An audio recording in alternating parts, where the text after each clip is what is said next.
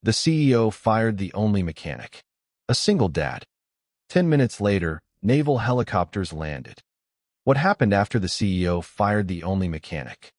Why did naval helicopters land 10 minutes later? Welcome, viewers, and thank you for joining us today. Subscribe to our channel and turn on notifications to never miss a story. Thank you for being here and supporting our community. What would you do if you saw a CEO fire the only mechanic and naval helicopters arrive? Now let's begin this incredible journey and discover the story behind those unforgettable moments. The first chapter starts with a decision that will change everything as we step into the opening of this remarkable story filled with mystery and quiet strength. The CEO's order froze the repair bay as the only mechanic handed over his keys. Ethan Cole placed the worn metal ring on the desk, and every tool in the silent workshop seemed to wait for what came next. Victoria Hale stood beneath the bright white lights of the corporate aviation facility, her black heels clicking against the polished concrete floor. Around her, engineers watched through glass walls while the smell of aviation fuel and machine oil filled the air. "You're finished here, Ethan," Victoria said, sliding the termination papers forward. "This company can't depend on someone who refuses to follow modern standards." Ethan looked at the document, then at the helicopter resting behind them with its silver panels reflecting the overhead lights. He wiped a small streak of grease from his hand with an old cloth and calmly asked, "Are you sure this is the decision you want to make?" Victoria folded her arms. "I already made it." The room went quiet except for the low hum of the ventilation system and the ticking sound of a cooling engine nearby. Ethan nodded once. No argument. No raised voice. He simply picked up his toolbox, the same faded toolbox he had carried through years of early mornings and late nights, and walked toward the exit. Outside the facility doors, the cold air hit his face as the city traffic moved beyond the gates. Ethan placed the toolbox into the back of his old pickup truck and sat behind the wheel. For a moment, he looked at the small photo attached to the dashboard of his daughter, smiling beside him. His phone buzzed. It was a message from her asking if he would still make dinner tonight. Ethan typed back, "Of course." Then he drove away. Inside the executive office above the hangar, Victoria watched his truck disappear through the security cameras. She turned back to the reports on her desk, convinced she had removed a problem. But she never noticed the old maintenance records sitting in the corner of the workshop, the ones that showed Ethan had been the only person who understood every sound, every vibration, and every warning from those aircraft. Hours later, deep inside the same facility, alarms began flashing across the engineering screens. A technician stared at the numbers, then looked toward the empty repair bay where Ethan's tools had been. The only mechanic who knew the machine better than anyone was gone. And 10 minutes after Victoria Hale made that decision, the future of her company would depend on finding the man she had just fired. The warning lights flashed across the engineering screens as Victoria Hale walked into the control room, the same place where Ethan Cole had spent years keeping every aircraft alive. The blue glow from the monitors reflected across the glass walls, and the sharp smell of heated electronics mixed with aviation fuel filled the air. "What exactly am I looking at?" Victoria asked. A senior engineer turned the tablet toward her, his fingers tapping against the cracked plastic case. "A system instability in the prototype helicopter. The readings don't make sense." Victoria looked through the window toward the empty repair bay below. Ethan's workbench was still there. His wrench set sat perfectly aligned. His coffee mug, with a faded picture of his daughter, remained beside a stack of maintenance manuals. But Ethan was gone. "Call the engineering team," Victoria ordered. "Fix it." For the next several hours, the facility moved like a machine under pressure. Engineers adjusted software, checked sensors, and ran diagnostics. The sound of keyboards, warning alarms, and hurried footsteps echoed through the building. Yet every solution failed. The helicopter remained grounded. Across town, Ethan Cole stood beneath the fluorescent lights of a small neighborhood garage, tightening a bolt on an old pickup truck. The scent of motor oil and rubber tires surrounded him.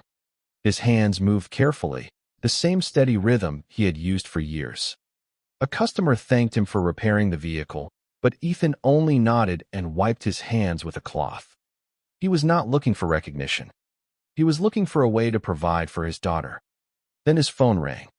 The number belonged to the company he had just left behind. Ethan stared at the screen as the vibration stopped. A second later, another call came in. He answered quietly. "Ethan," Victoria's voice said. The confidence in her tone was different now.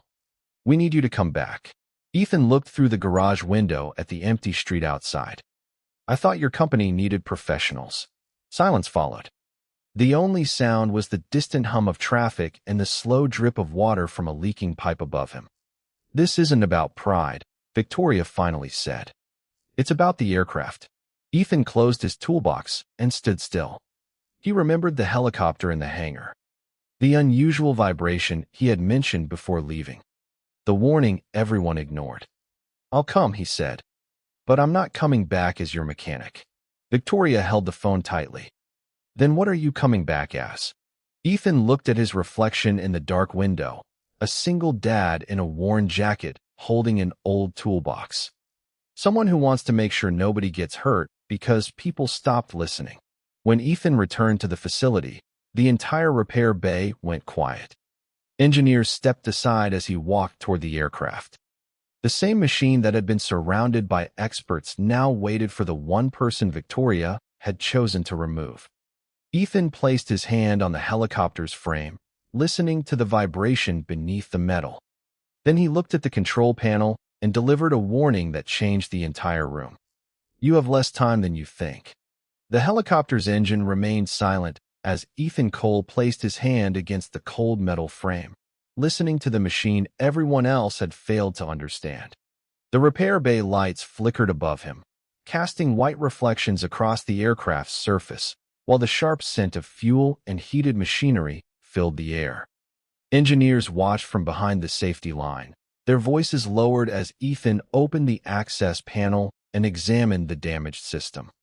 Victoria Hale stood several feet away, her expensive suit untouched by the grease and dust surrounding the hangar. "You said there was a problem before you left," she said. Ethan did not look up. "I did. And you knew this could happen?" Ethan tightened a connector and checked the readings on the diagnostic screen. "I knew something was wrong. I just needed someone to listen." The words stayed between them as the monitor continued flashing warnings. Victoria stepped closer, the sound of her heels echoing against the concrete floor. "Can you fix it?" Ethan paused. He looked at the aircraft, then at the team of engineers waiting behind her. "I can try." He pulled his worn toolbox closer and began working. Unlike the others who relied on screens and calculations alone, Ethan moved with patience. His fingers followed the cables, checked the joints, and adjusted the smallest components. The only sounds were the click of metal tools, the soft hum of computers, and the distant movement of aircraft outside the hangar. But the longer Ethan worked, the more the room changed. The same employees who watched him leave with a toolbox now watched him bring the entire system back to life. Across the city, Ethan's daughter sat at their small kitchen table, coloring a picture beside a half-finished dinner. When Ethan finally called, she smiled through the phone. "Are you coming home soon?" she asked. Ethan looked around the massive hangar filled with people waiting for him. "I'm working on something important, but I'll be home." He ended the call and returned to the aircraft. For Ethan, the machine was never just metal and wires. Every sound meant something. Every vibration carried a warning. And now, he was hearing one that nobody else noticed. He stepped back from the control panel and looked directly at Victoria. "The system is not failing because of one broken part," he said. "Something deeper is causing the problem." Victoria crossed her arms. "What does that mean?" Ethan pointed toward the helicopter's core system. "It means this aircraft was never ready to fly." The room went silent. The engineers exchanged uneasy looks. Victoria stared at the aircraft, then at the man she had fired only hours earlier. Before anyone could respond, a new alert appeared across the main screen. A countdown started. The prototype flight test was scheduled to begin in less than 1 hour. And Ethan's next decision would determine whether the company trusted the mechanic they dismissed or watched their most important aircraft remain grounded forever.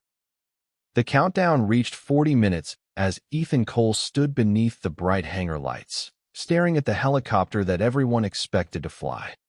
The warning screens glowed red across the control station, the sharp beeping alarms cutting through the heavy smell of fuel and warm metal. Engineers moved quickly between computers, their footsteps striking the concrete floor, but every new adjustment created another problem. Victoria Hale watched the chaos from behind the glass partition, her reflection mixing with the flashing lights of the aircraft. "The demonstration cannot be delayed," one executive said. "The military observers arrive soon." Victoria looked toward Ethan. "You said you could fix it." Ethan tightened the strap on his toolbox and stepped closer to the aircraft. "I said I could find the problem."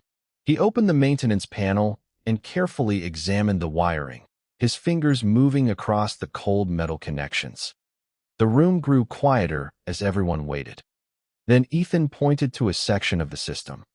"This component is overheating because the aircraft is compensating for a mistake in the calibration." An engineer immediately shook his head. "That's impossible. We checked that system 3 times." Ethan looked at the screen.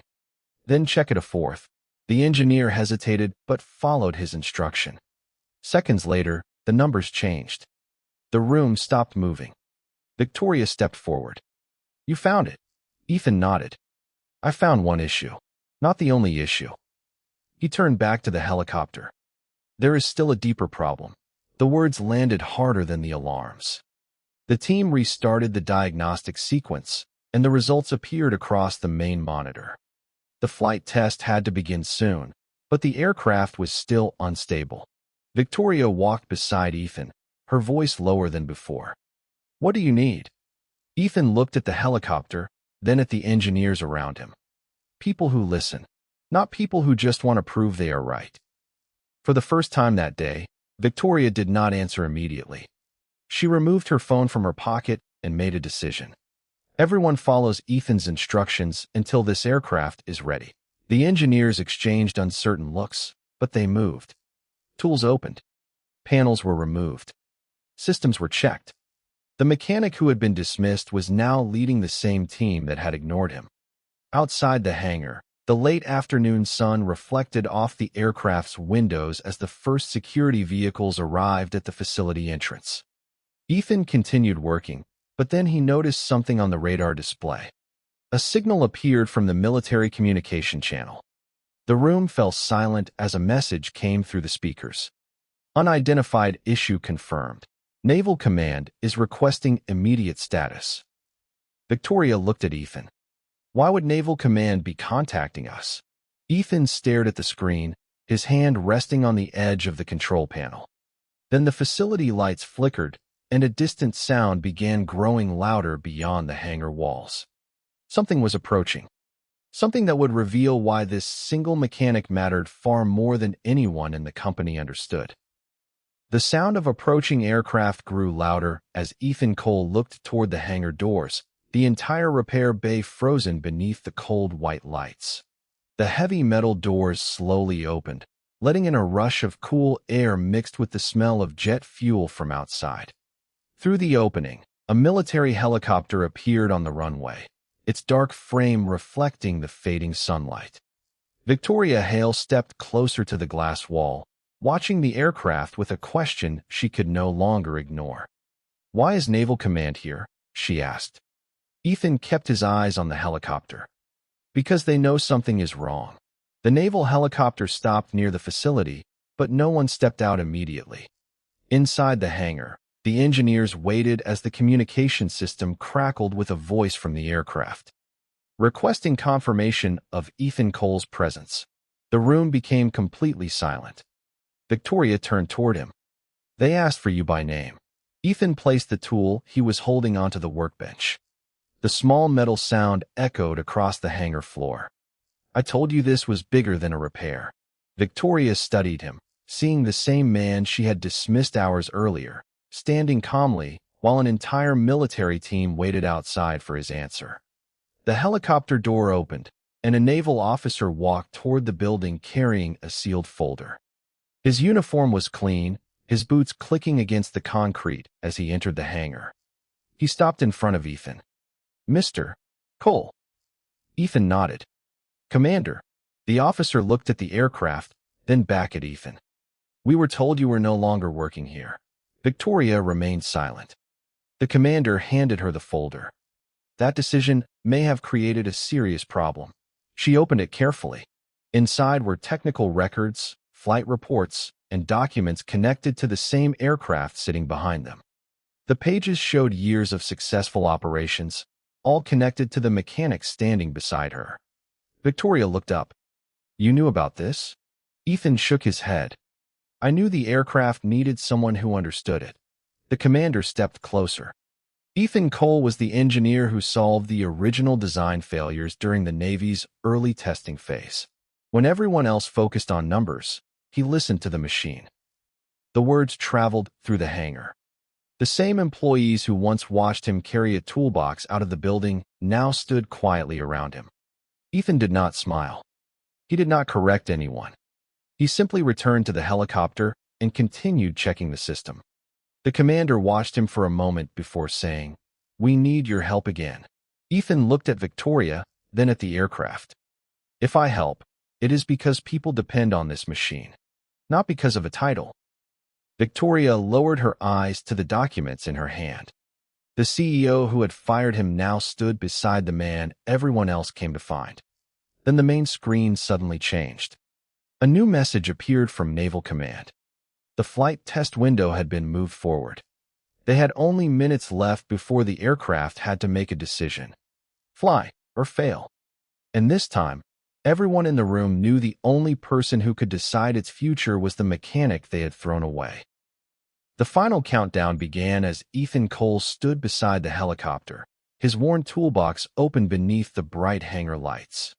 The sharp smell of aviation fuel mixed with the scent of heated metal, while warning alarms echoed across the concrete floor. Outside, the naval helicopter remained parked under the fading orange sky, its blades slowly moving in the cold evening air. Inside the repair bay, every engineer watched Ethan's hands move across the aircraft systems. He did not rush. He did not look around for approval. He simply worked. Victoria Hale stood near the control station, holding the folder that had changed the way she saw him. "What do you need?" she asked. Ethan pointed toward the aircraft. "The original calibration data and a full power cycle." An engineer hesitated. "That will take too long. The test window closes in 15 minutes. Ethan looked at the screen. "Then we don't have 15 minutes to waste." The team followed his instructions. Panels opened. Cables were checked. Digital displays changed one by one.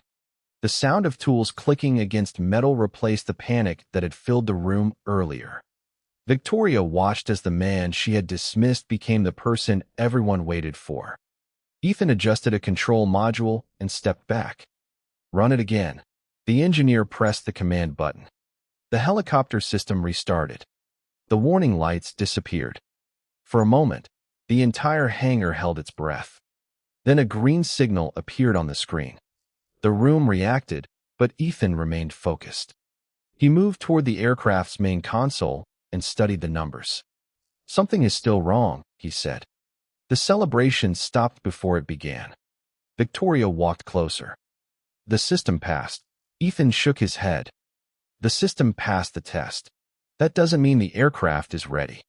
He placed his hand on the metal frame and listened to the vibration. The small movement of the machine seemed to tell him something the computers could not. "There is a pressure imbalance in the flight control system." The engineers checked the readings again.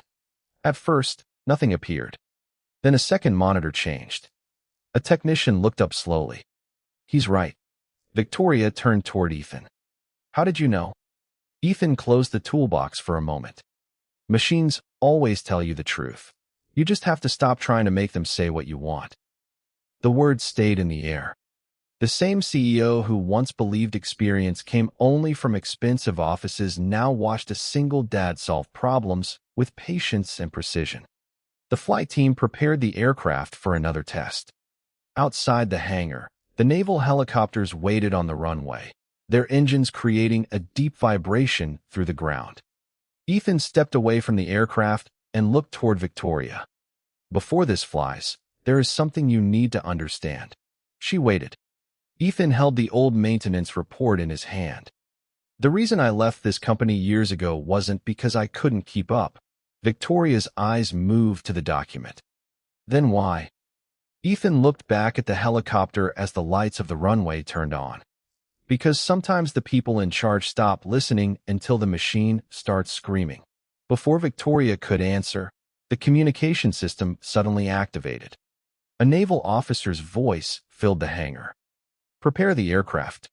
Command has authorized emergency support. Everyone looked toward the runway as more aircraft signals appeared on the radar. The first helicopter had not come alone. The runway lights turned on one by one as Ethan Cole stood beside the helicopter, watching the aircraft that had brought the entire naval team to his old workplace. The cold evening air moved through the open hangar doors, carrying the sound of spinning blades and the sharp smell of aviation fuel.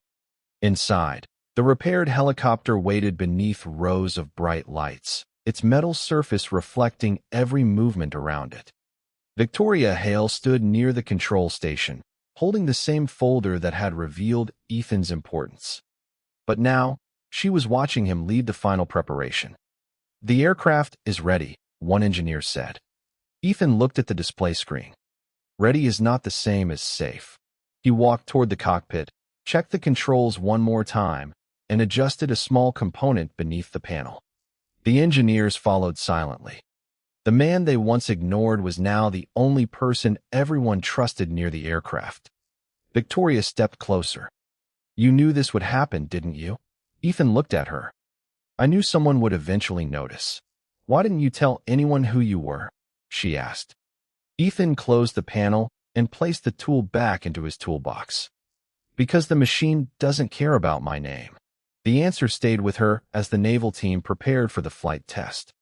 Outside, the helicopters on the runway created a deep vibration that moved through the ground beneath their feet. The entire facility watched as Ethan gave the final approval. The aircraft lifted slowly, the sound of the engines growing stronger until it filled the sky. Everyone followed its movement through the glass windows. For a few seconds, everything appeared perfect. Then the communication system changed. A warning appeared. The flight control system was showing an unexpected response. Engineers rushed toward their stations. Victoria looked at Ethan. What happened? Ethan studied the numbers on the screen. His expression did not change. He grabbed his headset and spoke directly to the pilot. Reduce the climb rate. The aircraft is responding to a false signal. The pilot followed the instruction. Seconds later, the warning disappeared. The room remained silent. The engineers stared at the screen, realizing Ethan had identified the problem before the computers confirmed it. The helicopter returned safely to the runway, and when the doors opened, the naval officers stepped out and walked directly toward Ethan. They did not look at the executives. They did not look at the engineers. They looked at the man holding the old toolbox. One officer extended his hand. Mr. Cole, it has been a long time. Ethan shook his hand quietly. Victoria watched from a few feet away as the balance of power in the room changed. The mechanic she fired was no longer standing at the edge of the company. He was standing at the center of attention. Then the lead commander turned toward Victoria and delivered a message that made the entire hangar go still. Ms. Hale, there is something you need to see before you make any more decisions about this man. He opened a secure tablet and placed it in her hands. The screen showed a record connected to Ethan's past, and the first line was enough to make Victoria stop breathing for a moment. Former Chief Aviation Engineer, Naval Advanced Flight Division. The secure tablet remained in Victoria Hale's hands as the entire hangar waited in silence. The bright overhead lights reflected across the screen, and the quiet hum of the aircraft systems filled the space between every person standing there. On the display was Ethan Cole's record, showing a career that no one inside the company had ever known. The mechanic they dismissed was the same man naval teams had trusted with their most advanced aircraft. Victoria slowly looked up from the screen. "Why didn't you tell me?" Ethan stood beside the helicopter, his old toolbox resting on the floor.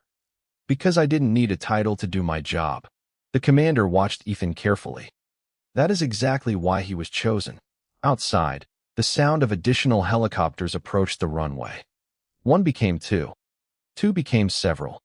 The ground vibrated beneath the hangar floor as powerful engines moved through the night air. Employees gathered near the windows, watching the aircraft descend one after another onto the facility grounds. Victoria stepped toward the glass, seeing naval markings under the runway lights. "How many units are arriving?" an engineer whispered. The commander answered calmly, enough to show that this was never just a company issue. Ethan remained still. He watched the helicopters land, but his attention stayed on the aircraft inside the hangar.